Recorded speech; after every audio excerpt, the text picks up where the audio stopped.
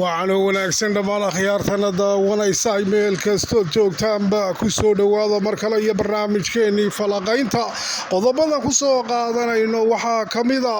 guulaha jamhuuriyadda somalilan u soo hoyday xukuumadda cusub oo dhammaan shacabka reer somalilan ay hadda aada ugu farxeen iskuna diyaarinayaan in ay si weyn u soo dhoweeyaan madaxweynaha jamhuuriyadda somalilan mudane cabdiraxmaan ciro iyo soo dhoweyntii ballaadhnayd ee la qorsheeyey markaasi in loo sameeyo madaxweyne cabdiraxmaan ciro kaasi oo boqodhar waaweyn lagu dhajiyey suuqyada magaalada hargeysa oo badi xalay tolo la sheegay in markaasi xukuumaddu ay ka furtay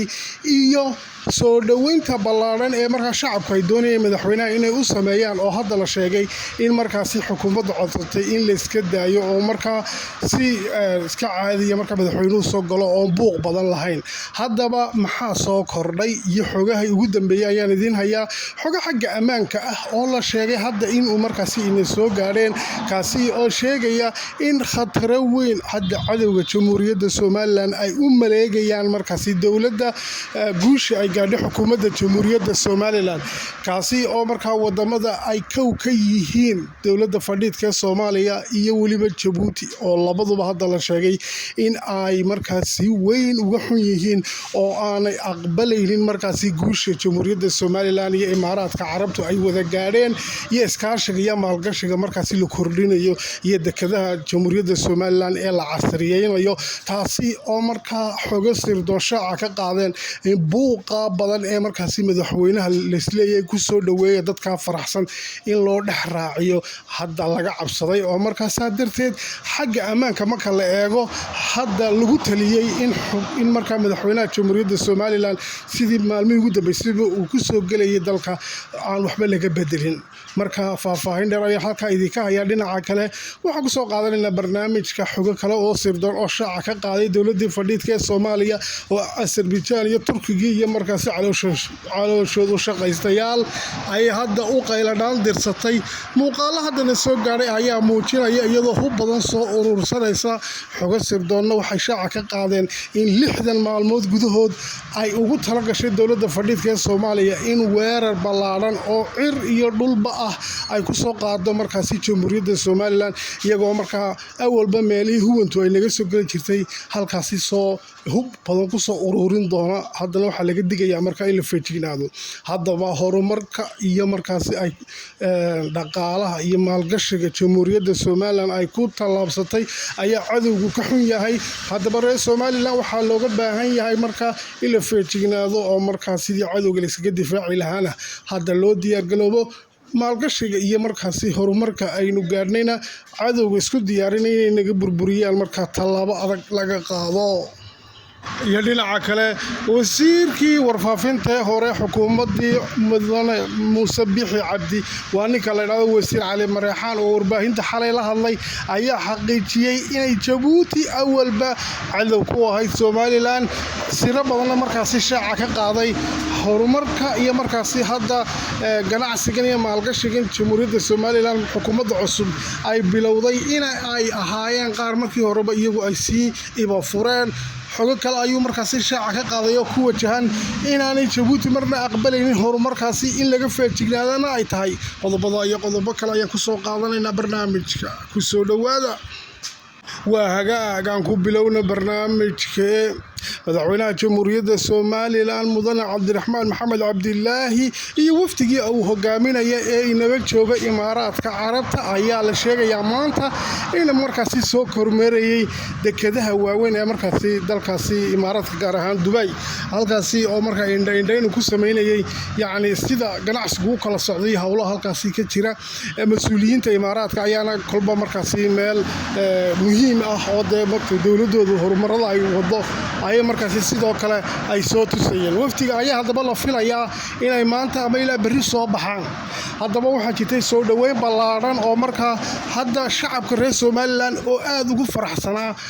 moogtay horumarka ay ku tallaabsatay xukuumaddooda oo mucaarid iyo muxaafidba ay midoobeen oo markaasi hadda aanay jirin wax moogtay xitaa xanaftii la odhan karo doorashooyinkii iyo xisbiyadii meeshay ka baxday. inkasta oo anu hal dardaaran baan idin siinayaa nimanka qaar baa jira weli haddaa moogtay xanaf wada oo reer wadaniya runta haddaan sheegno nimanka xukuumadda ku guulaystay ee imika xilka haya ayaa qaarkood weli hadda xaalad abuur yiro leeyihiin annagaa keennay iyo ma garatay wuxuu kulmiye ku guuldaraystay annagaa ku dhaqaajinay raggii mas-uuliyiinta ahaa qaarkood oo moogtahay gaar ahaan dhinaca moogtahay togdheer xusbiga wadani shalay u hadlayey waxay ku hadlayeen shalay dowla wadarkaysanay lahaayeen moogta wuxuu ku guuldaraystay yacni wax la taaban karo waxaad keenteen kulmiye bay yidhaahdeen shirkii jawiidda xasan sheekh la gasheen horumarkan socda ee iminka d b wall iyo moogtahay tallaabooyinkan hadda horumarka iyo heshiisyadan socda waxa weeyaan saaskii iyo moogtahay ibafurkii ay sameeyeen kulmiye oo iminka dekedan berbera ee iminka xukuumadda cusub ay warbaahinta kaga faanayso ee xitaa aqoonsigan inoo horseeday dee wixii uu moogtahay kulmiye inoo bilaabay marka iyo inaan iskala saarsaarin iyo inaan iskala furfurin dadka xanafa ku abuurina annagaa idinka fiican iyo waxaan arkay rag soo qorayay qabkii qarankaa soo noqday oon caalamka gaarsiinay oo xaggu kulmiye moogta baabiyeban annagu soo celinay oo kulmiye horti qabkan haysatay keebuu ah marka laga reebo moogtahay xukuumaddii riyaale oo jirtay ma garatay iyadu marka la eego moogtahay midowda africa oo kale la gaarsiisay iyada laftirka waxbay qabatay laakiinse horumaradan ballaadhan iyo moogtahay howlahan socda waa wixii kulmiye labadii xilli iskaga dambeeyeen ibafreer marka iyo inaan iskala saarsaari bay odhan lahaa ilaa iminka doorashooyin ma jiraan tartan ma jiraan waxa weeya marka qaranka ayaa loo wada shaqaynaya mucaarid iyo maxaafidba takale ayaa laynaga faadaysanin waxa weeyaan mucaarid waxaan leeyahay xanaf iyo moogtahay doorashooyinka wixii la soo maray la iska iloobo waa qaranka loo shaqeeya calaa kulli xaal soo dhoweyntii madaxweynaha jamhuuriyadda somalilan loo sameynaya ballaadhnayd iyo moogtahay boodharkii waaweynaa ee moogtahay lagu dhajiyey qaarkood ayaa wararka qaarkood waxay sheegayaan in la furay inkastoo boodhkan iga dambeeya iminka ay ku qoran tahay xukuumadda wadajir iyo horumarka ay keentay ay ku qoran tahay laakiin soo dhoweyntii yacni boodhar waaweyn oo la sudhayay shalay toole gelikii dambe moogtahay istiriidyada waaweyn ee magaalada iyo soo dhoweyntii lalahaa shacabka ka hor yimaadaan madaxweynaha ayaa sida xogahan ku helaya la joojiyey kadib markii la sheegay in xogo xagga ammaanka ahi ay soo kordheen oo yacni moogtahay dad badan baa ka raalli ahayn dee horumarka jamhuuriyadda somalilan oo mar haddii maalgashi iyo dhaqaale laga hadlo yacni oo somalilan markaa dee xeebeed ay horumarinayso yacni waxa weeyaan taasi waxaan raalli ka noqonayn waynu ognahay nimankii yidhi toorey baa dhabarkana laga geliyey markii MOU-ga somalilan iyo kala saaxdeen etoobiya ee kow ka ahaa madaxweynaha jabuuti la geela iyo moogtay ninkii timaha iyo garhkuba ku baxeen dee waashay xasan guurguurtay markaa waxaa jirta inay hadda isku diyaarinayaan inay in uun markaasi khalkhalgeliyaan oo ay markaa weeraro ay nagu soo qaadaan oo markaa ammaankeenna ay markaa is yidhahdaan daciifiya waxbay nagama qaadayaan runtii moogtahay dadkeenu haddii ay mar midoobaan yacni haddii naata soo weerarteen waxbay ka qaadayna moogtahay marka midnimada reer somalilan had iyo jeer ay midoobaan dad oo mid noqdaan ayaa muhiim ah taasi markaa cid moogtahay nagu soo dhacaysaa ma jirto calaa kulli xaal waxaa hadda la sheegayaa oo xooga soo baxaya ay sheegayaan in 30 ama 60 maalmood gudahood ay isku diyaarinayaan cadowgii somalilan in ay markaasi weerar soo qaadaan cid iyo dhulba ah marka waa in loo diyaargaroobaa hub badan bay soo urursanayaan taas waa sida horumarkeena cidna u joojin mayno dad la cabsi gelin kara ma nihin dad horumarkooga u joojinaya cabsi gelin ma nihin waa inaynu midnimo muujinaa waa inaynu markaas ku xidhnaanaa horumarkeena iyo markaasi dee ganacsigeena iyo maalgashigeena hawshu hay noo socoto cidna ina bajin mayso wixii naga hor yimaadana dowladdii afrika ugu quwadda weyneyd ayaa waxba somalilan ka qaadi weyday diyaaradihii iyo hubkii ugu badnaa markaa haysatay moogtahay afweyne ayaa waxba ka qaadi weyday marka calaa kulli xaal waxa weeyaan